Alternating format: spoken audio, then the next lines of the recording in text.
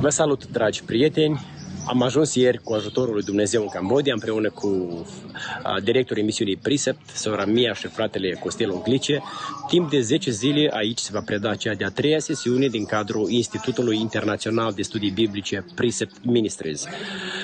Cambodgia este o țară specifică, pentru că la sfârșitul secolului trecut au avut un dictator, Pol Pot, care a omorât peste 25% din populația țării. Creștinii nicei și creștinii au fost persecutați și statistica spune că au rămas la sfârșitul anilor 1980 doar 1000 de creștini în această țară. Acum, bineînțeles, pacea a fost restaurată, însă rănile produse de vremurile dictatoriale au rămas încă adânci. Creștinismul este relativ nou și misiunea Precept a făcut și face o lucrare foarte frumoasă în această țară. Aici au venit fratele Vasile Felat și a predat multe conferințe. Apoi Alexei Tentiuc, un alt colaborator al misiunii Precept, a venit și a predat conferințe aici. Și cu ajutorul lui Dumnezeu lucrarea merge în continuare și vă voi ține la curent cum decurge sesiunea aceasta. Voi lua mărturii de la pastori care au suferit, pastori care l-au cunoscut pe Domnul Iisus Hristos fiind refugiați în timpul regimului Pol Pot, au fost refugiați în Thailanda. Așa că în cadrul buletinului care se va publica zilnic vor apărea mărturii ale pastorilor care au suferit din cauza regimului și care acum fac o lucrare frumoasă în satele și orașele din Cambodgia. Hello, I'm Pastor Ratha. I'm from Takeo Province, Kingdom of Cambodia. Today we thank God for this privilege for us to attend the training from Precept Ministry. The topic we study today, marriage without degree. In Cambodia, appear the community of life in Cambodian language.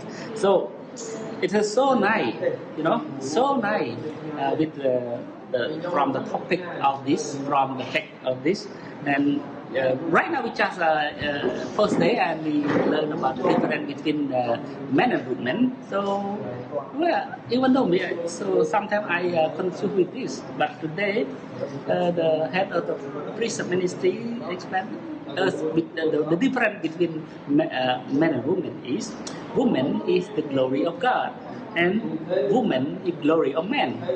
So it's fantastic. So wonderful.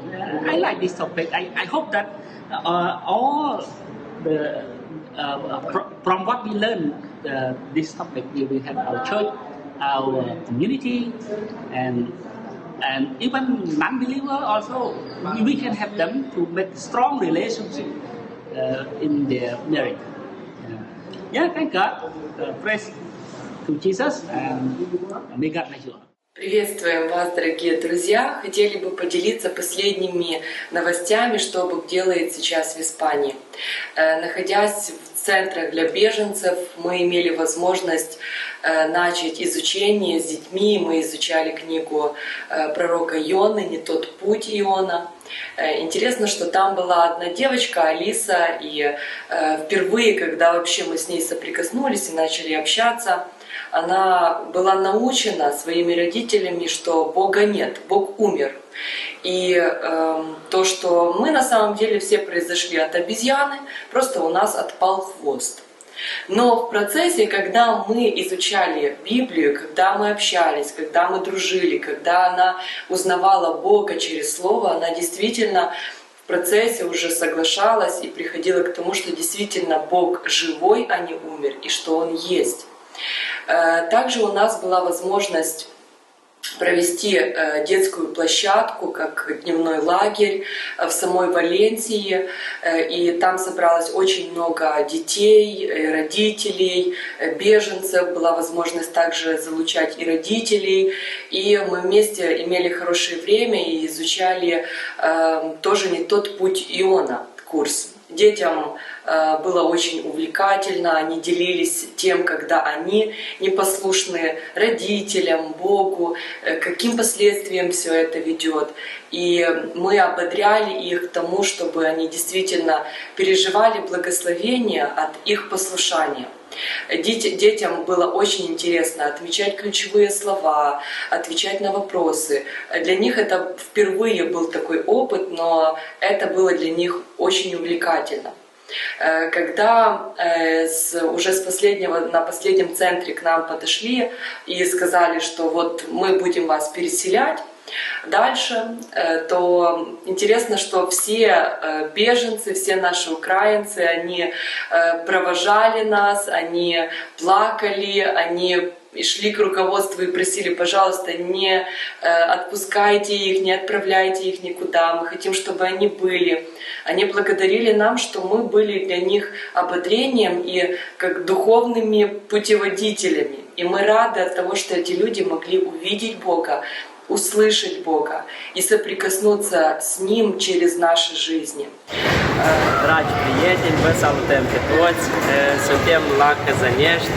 Am început antrenamentul cu copiii din Ucraina, dar au venit și mulți copii de aici din sat. Și vrem să mulțumim mult domnului Vasile Filat pentru cele 30 de manuale de studiu biblic în limba română care ne le-a pus la dispoziție și celelalte în limba ucraineană. Azi am reușit cu copiii să facem studiu din cartea Iacov pentru copii și am terminat prima zi, iar cu copiii din Ucraina am terminat prima zi din cartea Iona. Și vreau să mulțumesc mult și fetelor care le antrenez, Mihaela Boț, Mihaela Tarnovski, Liuda Zaharia, care mă ajută la desfășurarea antrenamentelor și a studiului biblic. Și iată, în clipele următoare puteți vedea cum decurg antrenamentele și studiul biblic aici la Căzănești.